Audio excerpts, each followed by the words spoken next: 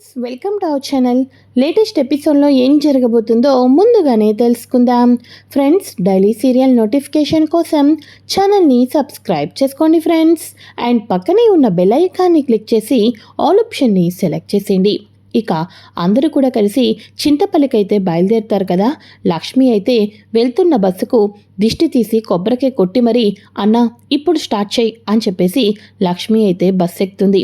ఇలా చాలా దూరం వెళ్ళిన తర్వాత జయదేవ్కి దీక్షితులు గారి ఒక శిష్యుడు వచ్చి మీ కుటుంబ సభ్యులు అందరూ కూడా బాగానే ఉన్నారా అని అనగానే అందరూ ఊరు వెళ్ళారు, గంట అయ్యింది అని అనగానే అవునా, ఎట్టి పరిస్థితుల్లోనూ బస్సు ప్రయాణం చేయకూడదు, ఎందుకంటే వాళ్లకు గండాలు పొంచి ఉన్నాయి, కుటుంబంలో ఎవరికో ప్రాణహాని రాబోతుంది, దీక్షితులు గారు చెప్పమని చెప్పారు, మీ ఫోన్ ఏమో నాట్ రీచబుల్ అని వచ్చింది, వెళ్ళి మీరైనా వాళ్ళను బస్సులో వెళ్ళకోకుండా అడ్డుకోండి అని దీక్షితులు గారి శిష్యుడు చెప్పడంతో ఇక వెంటనే జయదేవ్ ఇంట్లో ఉన్న వాళ్ళందరికీ కూడా కాల్ చేస్తూనే ఉంటాడు. అంతేకాకుండా డ్రైవర్ త్వరగా పోనీ నువ్వు కారు అని చెప్పేసి వాళ్ళ వెనకాతల ఫాలో అవుతూనే ఉంటాడు. అయితే ఇక ఇదిలా ఉండగా దేవయానికైతే సిగ్నల్స్ అయితే వస్తాయి. దేవయాని మీరు వెనక్కి వచ్చేసేయండమ్మా, మీరు బస్సులో వెళ్ళొద్దు, దీక్షితులు గారు ఎట్టి పరిస్థితుల్లోనూ ప్రయాణాలు పెట్టుకోవద్దని చెప్పారు అని చెప్పేసి చెప్తూ ఉంటే మన దేవయానికేమో మీరేం చెప్తున్నారో అర్థం కావటం లేదు బావగారు అని అంటూ ఉంటుంది.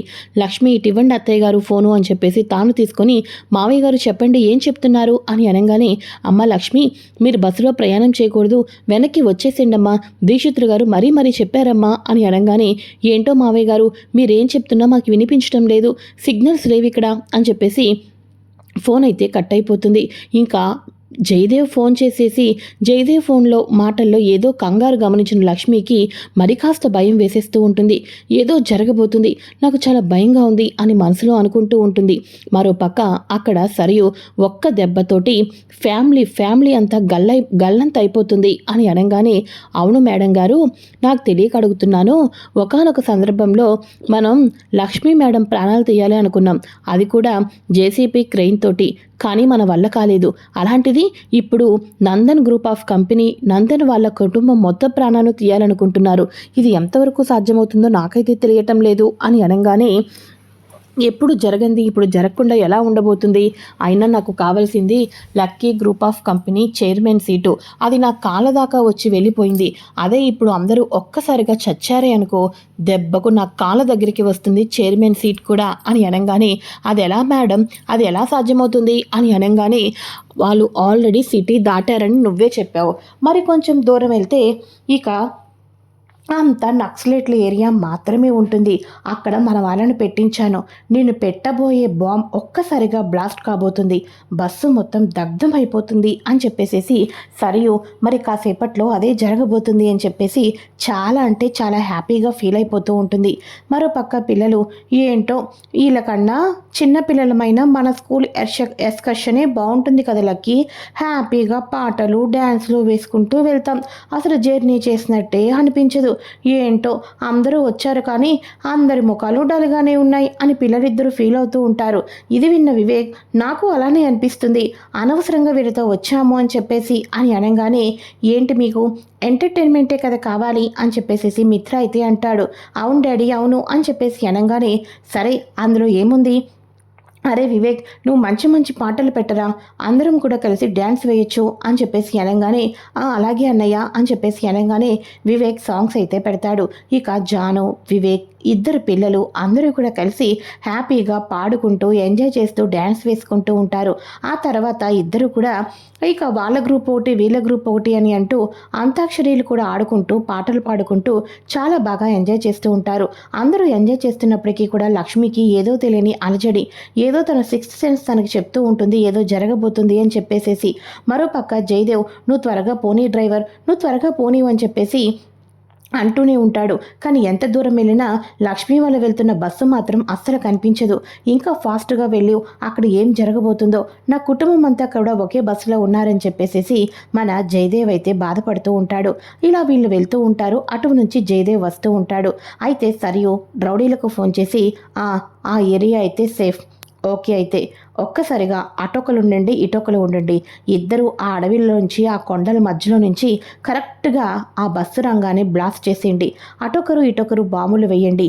దెబ్బకు ప్రాణాలు కోల్పోతారు అని అనంగానే, ఓకే మేడం, ఏ ప్లాన్ అయినా బెడిసి కొడుతుందేమో కానీ, ఈ ప్లాను ఎట్టి పరిస్థితుల్లోనూ బెడిసి కొట్టే కొట్టదు. ఎందుకంటే అసలు అక్కడ ఎవరు ఉండరు. తప్పకుండా మన ప్లాన్ సక్సెస్ అవుతుంది అని చెప్పేసేసి ఇక రౌడీలిద్దరూ కూడా సరయుతో మాట్లాడేసి, ఒరే నువ్వు అటుండు, నేను ఇటుంటాను అని చెప్పేసేసి బస్సు రాగానే ఇద్దరు బాంబులు వేద్దామని రెడీగా పెట్టుకుంటూ ఉంటారు. అయితే ఇంకొంచెం 1 కిలోమీటర్లో బాంబు వాళ్ళు ఉండారు, ఈ సరయు మనుషులు ఉన్నారు అని అనగా సడన్గా అయితే డ్రైవర్ బస్సు అయితే ఆపేస్తాడు. అదేంటన్నా బస్సు ఆపావు అని చెప్పేసి అనగానే, మేమే ఆపమన్నాం అని చెప్పేసి కొంతమంది నక్సలైట్లు అయితే బస్సు అయితే ఎక్కుతారు. ఒక్కసారిగా పిల్లలు, ఇంట్లో ఉన్న పెద్దవాళ్ళు అందరూ కూడా షాక్ అయిపోతూ ఉంటారు. ముందు మీరందరూ అర్జెంటుగా దిగండి, దిగండి, మాకు చాలా డిమాండ్స్ ఉన్నాయి. మీ అందరినీ కూడా కిడ్నాప్ చేసిన తర్వాత అప్పుడు మా మా యొక్క కోరికలను, మా యొక్క డిమాండ్స్ను గవర్నమెంట్‌కు చెప్తాం. మీరు దిగండి, దిగండి అని చెప్పేసేసి ఇక ఆ బస్సులో ఉన్న వాళ్ళందరినీ కూడా నక్సలైట్లు ఇద్దరు వచ్చేసేసి, వీళ్ళందరూ మన ఆధ్వర్యంలోనే ఉండాలి, మీరు ఎక్కడికి వెళ్ళటానికి వీల్లేదు, అర్థమైందా అని చెప్పేసి అందరినీ బస్సు అయితే దించేస్తారు. బస్సు దిగంగానే ఇక మొత్తానికి అయితే డ్రైవర్ మొత్తం బస్సు ఆగిపోతుంది కదా. బస్సు ఆగిపోయేసరికి మీరు ముందు అందరూ ఇలా రండి అని చెప్పేసేసి వాళ్ళందరినీ కొంచెం నడిపించి పక్కకైతే ఆ నక్సలైట్లు తీసుకొని వస్తారు.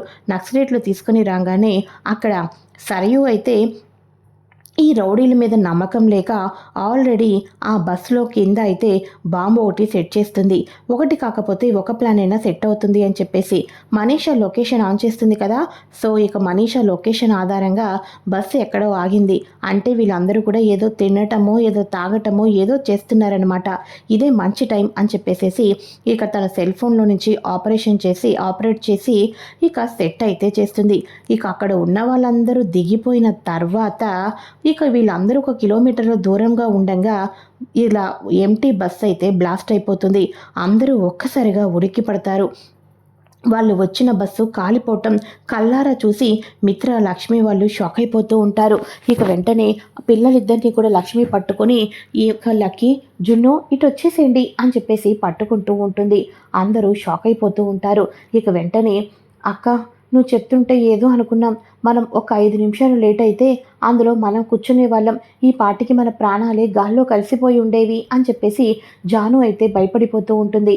ఇక లక్ష్మి, అన్న మీరెవరో మాకు తెలియదు, కానీ నిజంగా మీరు దేవుళ్ళన్నా దేవుళ్ళు, మా ప్రాణాల్ని కాపాడిన దేవుళ్ళు మీరు, నా బిడ్డలకు తల్లిదండ్రులు ఉండేటట్టు చేశారు అని చెప్పేసి లక్ష్మి, అక్కడ ఉన్నవాళ్ళు అందరూ కూడా వాళ్ళ ఇద్దరు నక్సలైట్లని చేతులెత్తి మొక్కుతూ ఉంటారు. ఇక పిల్లలు కూడా వాళ్ళని మొక్కటంతో ఇక నక్సలైట్లు వచ్చేసేసి, మీరేమి ప్రాణాల గురించి ఇంత పశ్చాత్తాప పడుతున్నారు, ప్రాణం తీపి ఏంటో మాకు బాగా అర్థమైందని వాళ్ళు కూడా ఎమోషనల్ అవుతూ ఉంటారు. అయితే జయదేవ్ చాలాసేపటికి రాగానే అక్కడ బస్సు వచ్చేసేసి దగ్ధమైపోతూ కనిపిస్తుంది. ఇంకేముంది, జయదేవ్ తన కొడుకు, కోడలు, పిల్లలు అందరూ కూడా బస్సులోనే ఉన్నారు. నేను వచ్చేసరికి బస్సు ఏమో దగ్ధమైపోతుంది, నా కుటుంబం అంతా ఇందులోనే ఉన్నారు అని చెప్పేసేసి జయదేవ్ ఎక్కి ఎక్కి ఏడుస్తూ ఉంటాడు. ఇక మన జయదేవ్ అయితే కన్నీళ్లు పెట్టుకుంటూ ముందుకైతే వస్తూ ఉంటాడు. అలా ఏడ్చి తన ఫ్యామిలీ అంతా ఇక ఎవరూ లేరు అని బాధపడుతూ ఉన్న సందర్భంలో ఇక వెంటనే అక్కడ కారు గమనిస్తూ ఉంటాడు మన జున్ను అయితే. డాడీ డాడీ అక్కడ ఒకసారి కారు చూడండి అని అనగానే ఇక వెంటనే ఇక పిల్లలిద్దరూ కూడా గట్టి గట్టిగా అరుస్తూ ఉండటంతో ఆ వీళ్ళు ఇక్కడే ఉన్నారా అని కొంచెం దూరంలో ఎక్కడో కనిపిస్తున్నా ఇక తన కొడుకు, మనవడు, మనవరాన్ని చూసి జయదేవ్ అమాంతం పరుగు పరుగున వెళ్ళి, లక్కీ, జున్ను, మిత్ర, అమ్మ లక్ష్మి, మీకేమీ కాలేదా? మీరు ప్రయాణిస్తున్న బస్సులో ప్రమాదం జరగబోతుందని దీక్షితులు చెప్పారు. అది మీకు చేరవేద్దామని వచ్చేసరికి ఆ బస్సే ఇక మంటల్లో దగ్ధమైపోయేసరికి ఇంకెందుకు నేను బ్రతకాలి, ఆ మంటల్లో నేను కూడా దూకేసి మనందరం కూడా చావులో కూడా అందరం సమానంగా కలిసిపోతున్నాం అని అనుకున్నాను. కానీ మీరు బతికే ఉన్నారు, చాలు, నాకు ఈ ఒక్కటి చాలు అని చెప్పేసి జయదేవ్ హ్యాపీగా ఫీల్ అవుతూ ఉంటాడు. ఇక నక్సలైట్లు కూడా ఇక ప్రాణం విలువ చిన్నపిల్లలు ఉండటంతో వాళ్ళనైతే వదిలేస్తూ ఉంటాడు. అయితే ఇప్పుడు మనం ఎలా వెళ్ళాలి అని అనగానే, మనం ఆల్మోస్ట్ వచ్చేసాము, కాకపోతే అడవి ప్లేస్ కదా, కాబట్టి ఇటు నుంచి షార్ట్ కట్ ఉంది. ఈ కొండలో ఒక గృహ ఉంటుంది. కొంచెం ముందుకు వెళ్ళి మనం షార్ట్ కట్లో నుంచి నడుచుకుంటూ వెళ్తే చింతపల్లి వెళ్ళిపోవచ్చు.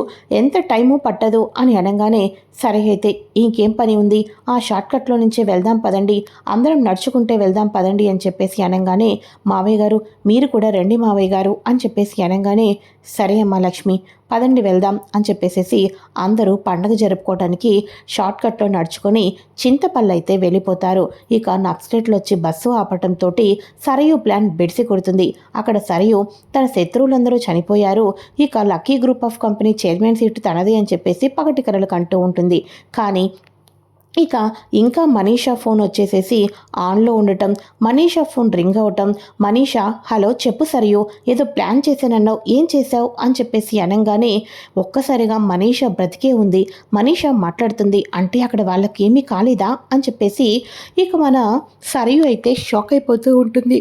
హలో అయ్యో వినిపిస్తుందా, ఏదో ప్లాన్ చేశానన్నావు, ఏం చేసావు, అందరం హ్యాపీగా చింతపల్లి కూడా వచ్చేసాం అని అనగానే, నిన్ను ప్లాన్ చేద్దామనుకున్నాను, ఏమీ కుదరలేదు, మరి నువ్వేం ప్లాన్ చేయలేదా అని అనగానే, నేను ఏదైనా ప్లాన్ చేద్దాం అనుకునే లోపల మమ్మల్ని బస్సులో నుంచి నక్సలైట్లు తీసుకొని వచ్చారు.